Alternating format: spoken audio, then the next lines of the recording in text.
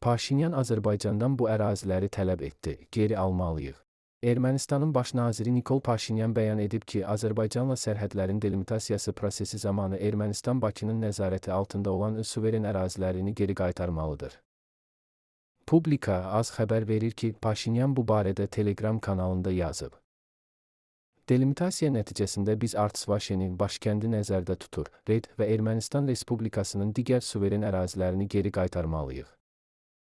Əgər Ermənistan beynəlxalq səviyyədə tanınan 29.743 kvadrat kilometr ərazisinə arxalanarsa, bu digər məsələlərlə yanaşı beynəlxalq tərəfdaşlardan hərbi texniki əməkdaşlığa, o cümlədən lazım gəldikdə silahların alınmasına dair məhdudiyyətləri aradan qaldırmağa imkan verəcək, o əlavə edib. Onun sözlərinə görə müxtəlif ölkələr Ermənistanla əməkdaşlığa müharibə deyil, sülh kontekstində baxdıqları üçün artıq bu cür məhdudiyyətləri tədricən aradan qaldırırlar.